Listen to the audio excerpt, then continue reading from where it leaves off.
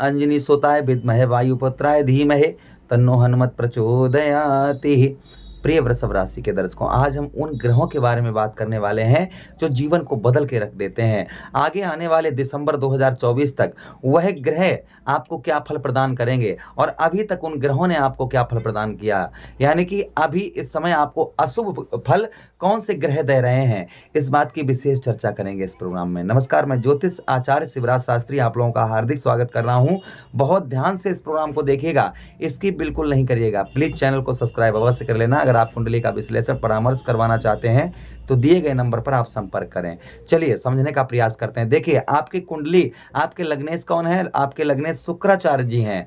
शुक्र कौन है? शुक्र दैत्य गुरु हैं। यहाँ पर दो प्लैनेट, एक तो उस भाव पर आपके अर्थात आपके 11th हाउस 11वें भाव पर ऐसा ग्रह बैठा हुआ है जो छलिया है, जो छल करता है, जो कोई भी काम को बनने नहीं देता है, लाख प्रयत्न करने के बाद भी सफलता नहीं प्रदान करवाता है। किंतु यहाँ पर ये जो ग्रह बैठा है राहु, जो है राहु महाराज हैं 11th हाउस। कुंडली में साफ साफ ज्योतिष में साफ साफ लिखा है कि 11th हाउस यानी कि एकादश भाव का राहु उत्तम फल प्रदान करता है। किंतु कब करता है, इस बात की चर्चा करेंगे। 30 अक्टूबर को राहु महाराज कहां पर आए हैं? 11th हाउस में आए हैं। आते ही आते देखिए, ये छलिया ग्रह हैं, अशुभ ग्रह हैं, तो ये कहा जाए कि ये फल अच्छा उत्तम देंगे तो अभी नहीं, लेकिन आगे आने वाले महीने अर्थात अप्रैल के महीने से इनका आपके लाभ स्थान पर इस तरीके का प्रकोप होगा कि अभी तक, जैसे अभी तक आपका क्या हो रहा था, कोई भी काम कर रहे थे, कैसा भी आप काम कर रहे थे जिसमें आपको सफलता नहीं प्राप्त हो पा रही थी, धन की बचत, कितना भी आप मेहनत कर रहे थे, कुछ भी, कोई घर में बीमार हो जाना,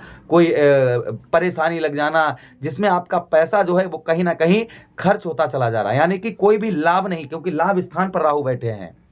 किंतु अब ये जो समय आ रहा है, इनकी डिग्रियां जहां पर इनकी एक सीमा होती है, उस सीमा से डिग्रियां जो है अप्रैल के महीने से नीचे होना शुरू हो जाएंगी, और जैसे ही नीचे होना शुरू हो जाएंगी तो आपको शुभ फल प्रदान होने लगेंगे। जैसे 11th हाउस में बैठे हैं तो आपको यहाँ पर धन की बचत करवाएंगे, संचार माध्यम से धन पैदा करवाएंगे, विदेश से धन आपको अच्छा लाभ करवाएंगे, खेती बाड़ी से अच्छा लाभ करवाएंगे, राजनीतिक क्षेत्र से अच्छा लाभ करवाएंगे।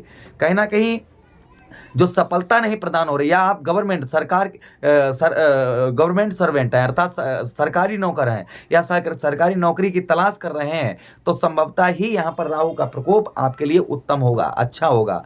और आपको यहाँ पर अप्रैल का, हमने आपको पहले ही प्रोग्राम में बताया था कि ये डिग्रियां इनकी चेंज होंगी तो परिवर्तन 100% होना प्रारंभ होगा। अभी तक यहाँ पर 11th हाउस पर बैठे थे, 30 अक्टूबर 2023 को यहाँ पर आए थे, तो तब से आपको कहीं ना कहीं जीवन में आपके समस्याएं बनी हुई होंगी। अच्छा, इनका हमें पॉजिटिव फल, अगर आपको अभी निगेटिव फल इनका प्रदान हो रहा है तो पॉजिटिव फल सिर्फ 5 हफ्ते तक मैं जो उपाय बता रहा हूँ वह उपाय आप कर लेंगे तो 5वां हफ्ता जैसे ही 6ठा हफ्ता लगेगा तो आप एक ऐसे ऊंचाई पर पहुंच जाएंगे कि जिसका अभी आपको अंदाजा नहीं होगा। लेकिन जो उपाय है उनको श्रद्धा भाव से करना है।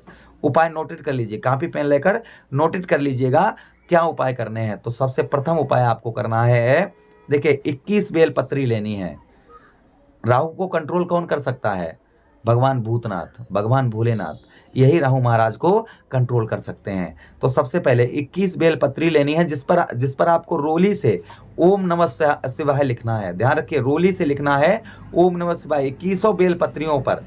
और उसके बाद में 1 लोटा शुद्ध जल, उसमें थोड़ा सा गंगा मैया का जल मिला लें। तांबे के पात्र में जल होना चाहिए।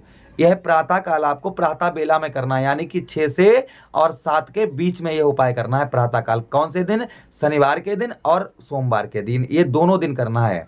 क्या उपाय बताए? 1 लोटा तांबे के पात्र में जल, 21 बेलपत्री जिस पर रोली से ओम नमः शिवाय लिखा हुआ हो। दूसरा, 1 बेल का फल, जो बेलपत्री है ना उसी का एक फल आता है बेल का, वह बेल का फल साथ में हो। 1 धतूरे का फल और 1 धतूरे का फल हो जिसका छिलका जो है, छिलके को बाहर निकाल दें और जो भीतर का जो उसका गुदा होता है, उस गुदे को जो है आप हाथ से फोड़ लें। उसी के साथ ही साथ में 1 पुष्प धतूरे का मिल जाए तो ठीक है, नहीं मिलता है तो कोई बात नहीं, लेकिन फल होना जरूरी ही होना चाहिए। यह सब आइटम जो है आपको शिवलिंग यहाँ और सिद्ध शिवलिंग होना चाहिए, यानी बरसों पुराना होना चाहिए, जहाँ पर लोगों की आस्था हो और लोग वहाँ पर जाते हों। ऐसा आपके कहीं भी क्षेत्र में या आपके गांव में कहीं भी हो, ऐसे शिवलिंग पर आपको जाना है। ध्यान रखिएगा, श्रद्धा भाव से यह सब आइटम। सबसे पहले आपको क्या चढ़ाना है? सबसे पहले आपको लोटा में जल चढ़ाना है। शिवलिंग को साफ कर लेना है चारों तरफ से, जो वहाँ पर बहुत सारे लोग काम चढ़ाते होंगे तो सब साफ कर लेना है। आपको विधि पूर्वक करना है ये काम। सबसे पहले लोटा में जल चढ़ाएं तांबे के पात्र के। दूसरा, उसके बाद में 21 बेलपत्री चढ़ाएं। उसके बाद में जो धतूरे का फल जो है फोड़ा हुआ, उस फल को चढ़ाएं। उसके बाद में काले और सफ़ेद तिल ये दोनों मिलाएं, ये दोनों चढ़ाएं। उसके बाद में आप जो है जो बेल का फल है उस बेल को फल को चढ़ाएं और फिर भगवान वहाँ पर बैठकर महामृत्युंजय मंत्र का जप करें। जितना हो सके महामृत्युंजय मंत्र का वहाँ पर शिवलिंग पर बैठकर जप करें। यह शनिवार के दिन और सोमवार के दिन, ये 2 दिन आपको यह उपाय करने हैं। क्योंकि ज्योतिष बताता है, सही नहीं करता है। सही क्या करते हैं? उपाय करते हैं। इसलिए यह उपाय आप अवश्य ही करें, इससे आपको 100% लाभ होगा। अच्छा, दूसरा उपाय क्या करना है आपको? देखिए, राहु यहाँ पर आगे आपको उत्तम फल देंगे ही देंगे। इसमें कोई दिसंबर आने तक आपको जो सफलता नहीं प्रदान हो रही है वह सफलता आपको प्रदान कर पाएंगे। किंतु अगर यह उपाय इसी हफ्ते से शुरू कर देते हैं तो अगले हफ्ते में आपको अपने जीवन पर कम से कम आपको 3 से 5% आपको फर्क नजर आएगा यही उपाय करने से। अच्छा, दूसरा उपाय और आपको क्या करना, आप दूसरे प्लेनेट की बात करें, दूसरे प्लेनेट हमारे केतु महाराज हो जाते हैं, जो आपके पंचम भाव में बैठे हैं, जिनके पास दिमाग नहीं है। दिमाग नहीं है तो आपकी बुद्धि नहीं काम कर रही होगी इस समय। आप इस समय नोटिस कर रहे होंगे कि कोई भी काम कर रहे होंगे जिसमें आपका मन नहीं लग रहा होगा। आप इस समय भ्रमित होंगे, यानी कि कंफ्यूज होंगे कि हम क्या करें क्या ना करें, क्योंकि बुद्धि के स्थान पर पंचम भाव पर बैठे हैं। आपके लव लाइफ में प्रॉब्लम समस्या डाल रहे होंगे, हो सकता है उसी के साथ ही साथ में संतान से अनबन करवा रहे होंगे, पेट संबंधी कोई रोग परेशानी दे रहे होंगे, उसी के साथ ही साथ में पिता के साथ अनबन करवा रहे होंगे, लड़ाई झगड़ा करवा रहे होंगे, परिवार में गृह कलेश करवा रहे होंगे। इनमें से कुछ समस्याएं केतु आपके पंचम भाव में बैठे आपको दे रहे होंगे। और आपकी बुद्धि, सबसे मेन चीज है कि आपकी बुद्धि काम नहीं कर रही होगी। जो आप सोच रहे होंगे वैसा नहीं हो पा रहा होगा, जैसा आप करना चाह रहे हैं वैसा नहीं हो पा रहा होगा। ये क्यों? क्योंकि पंचम भाव में आपके कौन बैठे हैं? जिनके पास दिमाग नहीं है, सर नहीं है, एक ऐसे प्लेनेट कौन? केतु महाराज बैठे हैं। आगे आने वाले समय में जिस तरीके से राहु की डिग्रियां कम होंगी वैसे ही केतु की कम होंगी। केतु की डिग्रियां जैसे ही कम होंगी तो केतु महाराज यहाँ पर आगे आपके लव लाइफ को उत्तम बनाएंगे, अच्छा बनाएंगे। प्रेम जो आपकी लव लाइफ है उसे उत्तम बेहतर बनाएंगे। पहले ये काम करेंगे, पेट संबंधी रोग परेशानी दूर करेंगे, संतान का सुख प्रदान करवाएंगे। किंतु इनके लिए उपाय भी करना है। इनके लिए क्या उपाय करना है?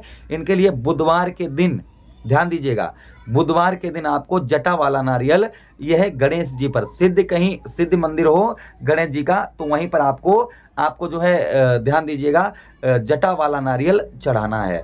साथ ही साथ में आपको दुर्वा चढ़ानी है और गणेश जी की जितनी हो सके उतनी आराधना आपके लिए केतु को शांत कर सकते हैं। क्योंकि केतु और बुध महाराज, केतु कहाँ बैठे हैं? बुध की राशि में बैठे हैं।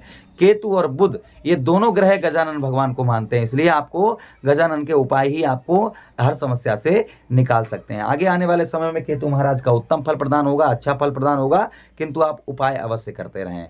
ये दो हमने दोनों ग्रहों के बारे में आपको अचूक उपाय बताए हैं। यह आगे आने वाले, आप निश्चिंत रहें, आगे इनका फल उत्तम मिलेगा ही मिलेगा। अभी थोड़ा सा आप धैर्य रखना आपके लिए बहुत जरूरी होगा। मुझे आदेश दें, किसी अन्य प्रोग्राम में पुनः वेट करते हैं। तब तक आप लोग अपना ख्याल रखिए। प्रेम से बोले कृष्ण कन्हैया लाल की जय।